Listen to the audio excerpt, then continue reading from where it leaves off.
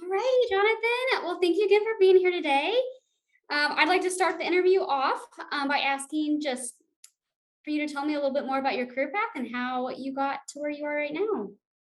Um, okay, I graduated in 2013 with from UNT with a degree in emergency administration and planning, which is College of is that Public Affairs?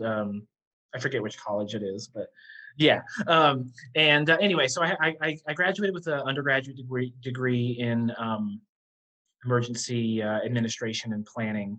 Um, and I originally like my first job out of college in my career field was as a like a safety specialist at Texas Tech's Health Science Center in Amarillo. So I moved from Denton to Amarillo, and I went to work up there. And that was it was part emergency management. I did write some of their safety plans. I also did a lot of like ground level safety stuff, like hazardous waste disposal and things like that. So I mean, it was kind of a mix of like doing stuff around the college, but also like writing their emergency plans and things like that. And that was in 2014 when I started that job, and I did that job for 2 years. Um, and during that time, I was also working on my like master's level stuff. I got a graduate certificate in critical infrastructure protection from Texas A&M, and that was all online. And then I got a master's degree in Homeland Security from Angelo State, and also online. Um, and so I did that job for about 2 years up there in Amarillo, and then I took a job as an emergency management specialist, which is still technically the job I do now, because a whole lot of jobs in FEMA, my employer, are just coded as an emergency management specialist, like a different kind of emergency management specialist. And so I started a job with FEMA that was in Kansas City. So I moved from Amarillo to Kansas City, and I lived in Kansas City for about 2.5 years. And I worked for uh, I still work under this organization. It's public assistance. So FEMA's got two branches, two big branches.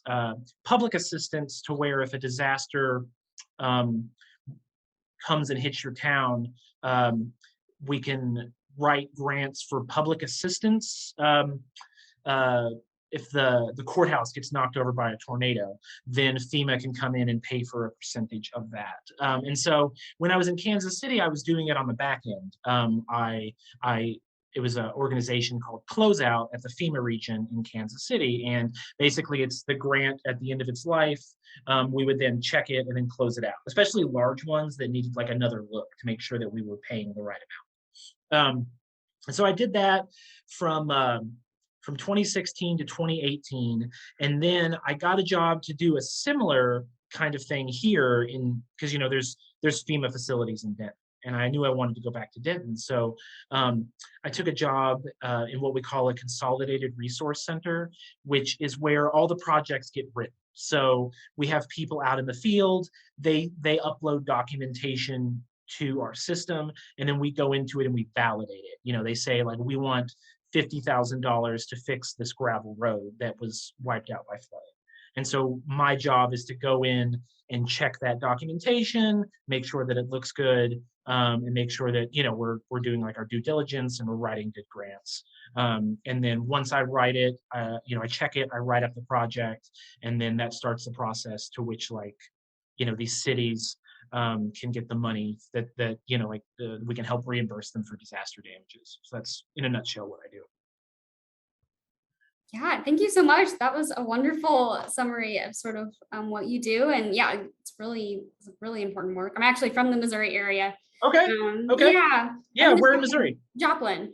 Okay. Yeah, Here. Joplin. Yeah. So Yeah, I got to Region 7 kind of on the tail end of the Joplin stuff, but it wasn't all done because some of these grants, the life cycle of a grant, like can be like we try to wrap it all up within 7 years, but so like Joplin was 2011. yes. So So I got there in 2016. So yeah, we were still doing some Joplin stuff. We were kind of on the tail end of it. I don't know if it's all been closed out because sometimes those really big disasters, they take longer to close out because there's so many like complicated projects and things like that. So Right.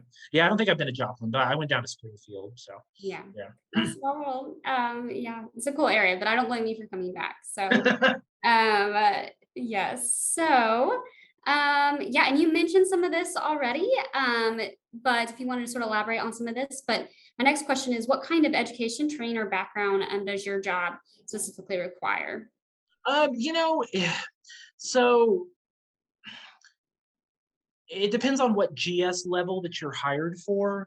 Um, so I started as a GS9, and for that position, like the absolute, like and these might change. They might, it's just kind of in my experience, but it was like a bachelor's degree and experience is um, uh, 2 to 5 years probably in that kind of thing. And I had by that time I'd finished my master's, but so I had a little bit more education than experience, and I had about 2 years, working experience or whatever. But yeah, if you started down at that level at the GS7, at the GS9 levels, it's usually an undergraduate degree and experience. I've moved up to like a GS11 and a GS12, and those usually require some graduate education and more experience. So, and being the federal government, we do all of our hiring through USA Jobs, which is the website that we specifically use for federal hiring, and all that information's on there. So I don't want to like say something that turns out to be wrong, but yeah, in general, my experience, if you start at the lower levels, a bachelor and experience. If you if you're just starting out, if you're kind of moving into like a more middle position, some kind of graduate education or more experience. And they try to give equal weight to either, because I work with some people who don't have, it's like I've got a master's degree, but I work with a lot of people who don't. And usually they just had more experience, they've been doing, and we pull from all kinds of stuff. Like like I have an emergency management background, but because we deal so much with like debris or rebuilding buildings or roads. Like we have a lot of people with like construction backgrounds. Um, and so that helps. So we try to take into account all kinds of different experience. But so there's different ways you can go. If you have a lot of education, that you can. If you're heavy on education but light on experience, there's a way for that. If you're heavy on experience but light on education, we have people that do that too. So, That's really good to know. yeah. Absolutely. Was there a point when you, this isn't actually my question, but it's my question based on what you just said. Was there a point where you decided you needed to get a master's degree to continue this work? No, I didn't. So like I started working on my master's while I was still working in Amarillo at the Health Science Center. And really I just ended up getting my master's because I was a Marine for 6 years, so I still had veterans benefits left over. And so I kind of just thought at the time like I should if I can find a way to do this online, because I mean Amarillo is not a nowhere town, but it is fairly rural and it's alone up there. And so there weren't a ton of master's degree programs up there that weren't online that I thought would be useful. Um, and so I just thought I still have veterans benefits. I might as well just keep going to school in my spare time. So that's what I did for 2 years. Basically, like the 2 years that I worked and lived in Amarillo, I was working and I was going to school online. So it wasn't a point where I thought my career field needs this right now. It was just kind of like I have the ability to do this now, and I might as well just keep doing it, kind of thing. And then it ended up helping. So That's extremely helpful. Yeah, information for students. So yeah, and thank you so much for your service. oh yeah, yeah. It's a long time ago, but I appreciate it. Right. Next question. How do most people get into this field, and what are some common entry level jobs? So a lot of people, I've noticed a lot of people get into this field because they were affected by a disaster. Um, like we do, we were just talking about Missouri. A lot of people, that kind of go to work for FEMA, whenever we set up shop in a new location. So if the Joplin happened, right? And FEMA sent a lot of people to Joplin, and with that comes a lot of need to maybe hire and train people locally to help us out. So a lot of people get started that way, where they were, we might call them like local hires or things like that, where they live in a community affected by disaster, and they come on that way, where we post FEMA's looking for local hires on USA Jobs, and they're usually entry level, and they usually require a little bit of working in the field, and maybe some at least regional travel.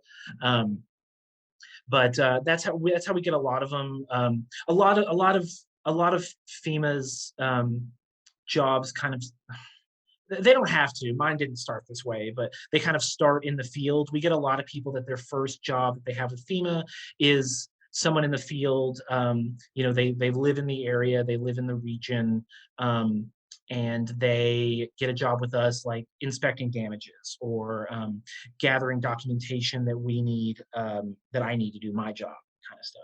Um, but all those jobs are accessible the same way, just through USA Jobs. So no matter what, if you want a job, doing any kind of emergency management like I do in the federal government, it all starts with USA Jobs. So even if you're one of those local hires, we post those jobs on USA Jobs. But yeah, so a lot of people get started that way. Uh, Through local hires or field staff. Um, so and I mean, we have 10 regions across the country, and disasters happen everywhere. So there's, any given time you'll be able to go on, I don't want to beat a dead horse, but go on usajobs.gov, and there will probably be something around your region. And if there's not, then you wouldn't have to wait that long to see something. So because we have 10 regions, we have 10 offices across the country.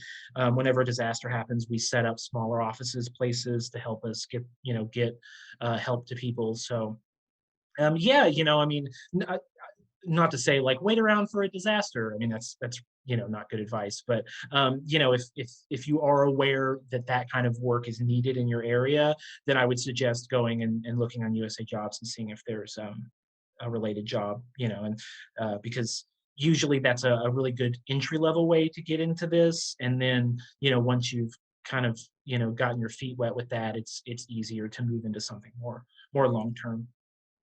Yeah, wonderful. Do you know, by chance, if not, I will look into it. If USA Jobs posts internships and those kinds of opportunities for students? So yes, well, so I mean, I know that they have.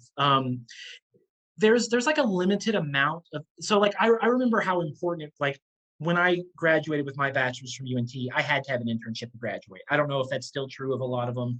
Um, uh, so I tried to set up an internship. I really, because we're here in Denton, and this was pre-COVID, and we'll go back to the office at some point, but and this was pre-COVID, and I was saying I would really love to have an intern here. Someone that could come and do an internship at this job and kind of learn it, because it's really central to the FEMA process. And I think I was told at the time that, it's there's only so many internship spots across the government that we're paying for at any given time. But in answer to your question, yes. And if those things become available, we put everything on USA Jobs. So internships, paying jobs, paying internships, whatever we do, they're all on there. I can't say that there's just a zillion of them at any given time, but if they are on, they're on there. If we have some at the time. So, and yeah, one of my plans is when we go back into the office, I think in this year, is to try to get at least one internship here, because I really feel like we're missing out on a lot of talent. Because if someone came to an internship and did this job, and they liked it, if they were good at it, then that's the kind of experience that we're asking for. And so why not, why aren't we helping, let's help college students get it through us. So I mean, so simple answer to your question, yes. It's just where are those internships right now? So. Of course. Yeah, that makes lots of sense. And let us know if you ever do have an internship opportunity. We Yes, will yeah, yeah. definitely advertise COVID kind of put it on hold for because sure. we all transitioned to, working remotely. But yeah, I'd like to get that started again just as soon as I can. So. Yeah, that's wonderful. All right, next question. What is a typical day like for you? Well, I mean, so the work hasn't really changed since COVID started. But I mean, obviously I'm working from home right now, but wherever I'm working, whether it's in one of our offices here, or here, at home, it's, my job, it's mostly, I mean, it's a lot of computer work. A lot of people join this field and they want, they just want like crazy excitement going on. And you can get those jobs, we do have people that like are at the scene of disasters immediately. But like if you're like me, I mentioned I did the Marines for a while. I wanted something more stable, now that like, I'm in my 30s or whatever. And I wanted something a little more stable, but I still wanted to help. And so this is kind of like the perfect job for me because I can do it from here in Denton, even though the disasters I'm working on happen all over the country. So it is a lot of computer work. It's a lot of uh, kind of piecing together what people did. So they give us like a record of what they did, and that usually comes with summaries that show us what they spent, and it usually comes with invoices to support that. And it's I'm basically putting together a picture of what people spent and what they did. They might say, hey, a flood, here's a project, and in that project a flood wiped out went through a town, and it deposited a lot of debris. So they send us these packets of documentation, and I go through them and I find out how much debris they picked up and how much they spent on it and where it was disposed of. Because I mean, not only do we have to check and make sure that what they're asking for is eligible and what they're claiming is valid. There's EHP concern, environmental historical. Did they pick up this debris out of a river? Did they have to do work on a historical building? So, I mean, a lot of it is just computer-based fact checking, where I get documents and I kind of piece together what the story is so that I can then go into our system and write up, we call it a scope of work, write up what happened. So I check it and then I tell the story. It happened on these dates. It included this much debris that was picked up or this kind of road that was repaired. So, a typical day for me, I do spend a lot of time at a computer, going through documentation, checking, fact checking documentation is most of my day, and then writing up what happened. So, like, it's maybe not the most exciting thing that anyone's ever done, but I think it's rewarding, especially if, like, you want a more kind of like stable way to help people, which is what I was looking Great, thank you. Great. All right, my next question. Did you have a mentor in this field and what did they teach you? for. Yeah, I had, I think I've had several mentors. I had a mentor that taught me a lot at my internship, and I did an internship in like nonprofit donations and volunteer management, and so I mean, not at all similar to what I do now, really. But what I remember getting from her is like this strong desire to help people. She said, she says, I work in disasters, but I'm not like a disaster junkie. It's really about helping people. It's really about like the gritty kind of un I don't know what word I'm looking for. The kind of the everyday work that gets this stuff done. I mean, you can watch a disaster movie, but that doesn't really have anything to do with like actually helping people. Because most of the help that we give people in disaster fields happens after the fact. I mean, you want people to be there to pull people out of rubble, and that's awesome. But if you just pull them out of rubble, but then their town is still rubble, that their job is gone. They might move away. The economics of the area are damaged. And so that's really where I thought like, oh, like this field is about like the unattractive kind of grit work that just helps people. And so I thought that was I think that's probably the best thing I learned early, was that a mentor kind of reminded me that like this work, these are people's lives, these are people's towns that they lived in, that their families lived in, and that even the storm might be an hour long, but the recovery is going to take years. And so that's really, like helping people put their lives back together is the point of all of this. And I think that's really good advice in this field, that if you're looking at the world of emergency management, everybody wants to be Tommy Lee Jones in Volcano, but like so much of the work happens after Tommy Lee Jones goes home. So that's probably the best way I can put it. So yeah. That work is so important too. Yeah, I don't know what we would have done in Joplin without your help afterwards. So, alrighty. So, what aspects of this job do you like and or dislike? Um, I mean, I like that I help people. Um, I like that I can problem solve. I like that I think I have a really good, I'm part of a really good team at work, and um, I think that this kind of work, you kind of, I think it's good for team building, because I I think I write a lot of good projects at work, but I mean, especially like 2020, we had so much COVID work. 2017, we had so much hurricane work. Um, and it's really easy to look at it, no one does anything alone in this job. Like everyone is just part of a chain. I can't do my job unless I get good stuff from the people that were in front of me that collected that documentation. And I would be buried under just a pile of work, if we didn't have a team that's really good at doing this, that they usually show up, and most of them stay for a while. We don't have a lot of turnover. So we have a lot of really experienced people all kind of pulling together. And I think that's my favorite part about it, is that it's no one gets anything done alone in this job. Like it's very much a team effort. And I think that I like that part of it. If I had to say something, and I don't know if it's a problem with the job or a problem with me, but it is sometimes a job that is hard to put away at 5.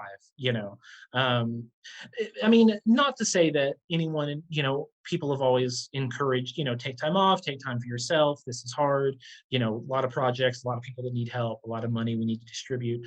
But everyone's always told me that, but it can kind of take an emotional toll on you a little bit, even as far removed as I am. I don't deal, I'm a couple of steps back from the people that are actually out there in the field. Although, when I was in Kansas City, I did some of that too, where I would go to these towns. But it can just be hard to kind of, some days are not good days, and so it's hard to like open up a thing and kind of read about these bad things that have happened to people and put it away at the end. So I think that's it. It's uh I think that I'm a fairly kind of like tenderhearted person in this job, and that is not always, you feel it sometimes.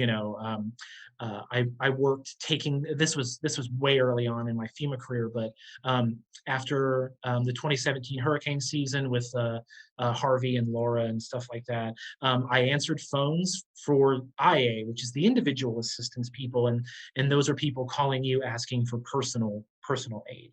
And so like I would, after work was done, I would go to our call center and work overtime, taking calls from people that are like, I'm currently living in my attic because my half of my house is flooded. And it was like, God, it was really hard to hear. And that's not all the time, but it is sometimes you kind of brush up against you know, it's hard to put it away at the end of the day, because you know that there are people out there that are hurting, that need help. And you for my part, I want to help them as fast as I can. And so sometimes it's hard for me to like close the computer at 5 p.m. every day, because it's important work that needs doing, and it's hard to sometimes think like I need to take time because I feel like there are other people out there that need to take time too, but can't. So I think that's probably the hardest thing is just, I love helping people, but sometimes you'll run into the reality that like either, like we will have to help some people tomorrow, and that's just the nature of the business. But yeah, I'd say that's maybe the hardest part. Thank you so much for sharing. Appreciate it. Right. All right. Next question. How relevant is your undergraduate major to your work? Oh, I think, I mean, I would say pretty relevant. Any kind of degree that I mean, I've got several degrees. All of them, every one of them is a 50-foot view of the subject matter. I mean, I didn't take any classes that specifically told me how to do X in my job, but I don't really think that's the point. Um, you know, I I learned about how the process works, and an overview of um, the business, so to speak. I mean, I did take a class on. I mean, the first time that I heard about public assistance and individual assistance wasn't working with FEMA. I took a federal government and disasters class at UNT, and yeah, that didn't teach me how to write a project, but it taught me how the process kind of works.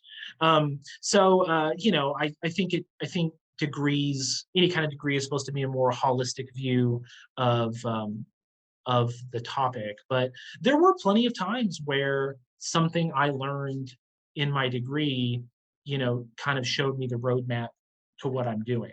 And so, you know, I've taken classes on hazardous materials, and I worked with hazardous materials at Tech, and I took, classes on the federal government, and I work in the federal government now. And I mean, the degree is what starts you out, and I think I did a really good job of not only kind of giving me the basics of what I might do in the future, but also kind of making me think about what I wanted to do in the future.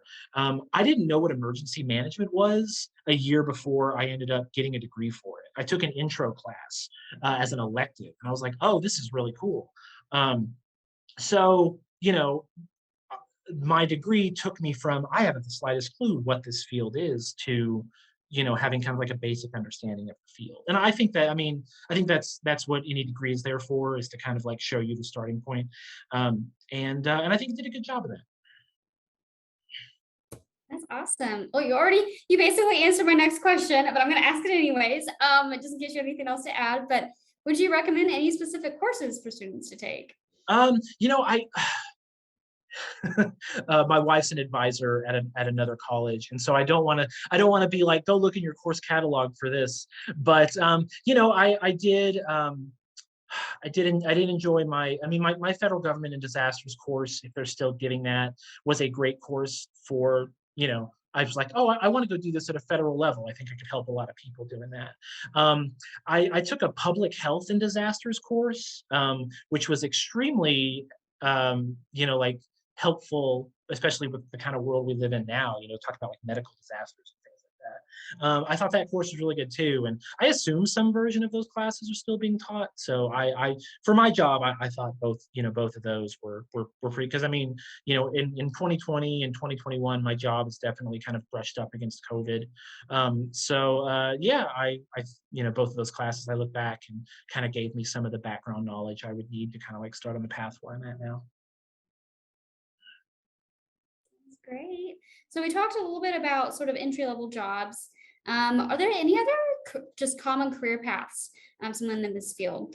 Um, Yeah, you know, so there's a lot of, like a lot of people I know. Um, I think the one people always think about is like being a local emergency manager. Um, because like, I mean, any town of a decent size is going to have somebody that does that, even if it's just in like a part-time kind of thing. But I mean, here in DFW, almost all of these towns have some kind of full-time emergency management staff. And so a lot of people I know went that route. And that's kind of like um, I think that's the one everyone thinks about, is like, I do emergency management for a town. Which is great. I worked in nonprofit. People that want to help with, like feeding and clothing people after a disaster. That needs a lot of people, a lot of smart people work in donations management. And it's really, nonprofits are, having interned for one, I thought was a really rewarding way to go, because it's really easy to see the help that you're giving to the community, because you're usually, right there. There's state level emergency management organizations. All the states have one. A lot of them work really closely with us, because a lot of grant money moves from us through state organizations to the applicant. Um, of course, there's federal emergency managers like me, and then there's the private sector. A lot of companies have a business continuity manager or someone like that make sure that the company's prepared for disasters. If you have branches in 7 states, making sure you're aware of what hazards are in those states, what can affect you, and stuff like that. Um, yeah, it's a really diverse field. A lot of it is governmental, but you can also, as I mentioned, do the nonprofit side. You can do business, working for organizations as they try to prepare for disasters and things like that. So yeah, it's a really diverse field. I don't know where you would start in just about all of those, but you know, um, they're all looking for people. Unfortunately, disasters, um, you know, some years, like, it's a growth business. We don't want it to be at all, but um, disasters happen a lot, and the amount of billion-dollar disasters is rising. As we build, as we talk about climate change, things like that. There's more people living than there ever has been before, and more people out there means that once people run into hazards, you can get disasters. So I think that this field, no matter how you get into it, you're going to be able to help people for a while. So yeah. Thank you so much. And my last question, what advice would you give someone who is considering this field? I would say keep an open mind about what you want to do, because what I thought I wanted to do when I first said I'm going to get a degree in emergency management is entirely different to what I'm doing now. And I don't know if I was just like younger. Whatever, but I I like this. I like the stability that I have now, which at the time I was like, throw me wherever. I just want to help people. And I say, if you have the ability to think about, could you do this job in multiple places? That's very helpful. Because I had a lot of really, it took me about 10 months to get my first job in the field from when I graduated.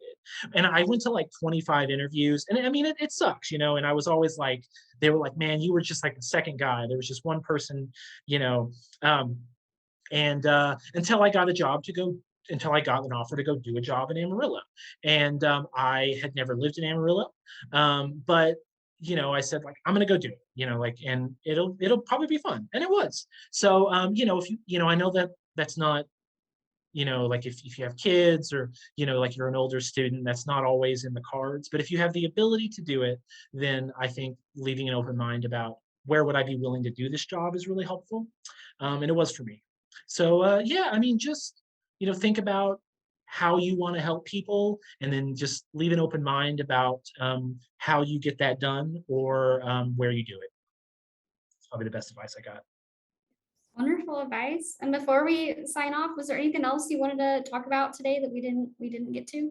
Oh, no, no, I don't think so. I'm just happy to kind of share some insight. So Thank you so much yeah, for your job. Is so important. I know you're so busy. So thank you so much for yeah, meeting me today. And I know it'll be really helpful for students. Who come across your video and are like, oh, this might be a really great field. So you gave yeah, some really great advice and some information. And I learned a lot today. So I know they will. So thank you so much, Jonathan. I really yeah. Thank you for reaching out. I'm happy I could help. absolutely. I hope you have a great rest of your day. You too. All Bye. right. Bye.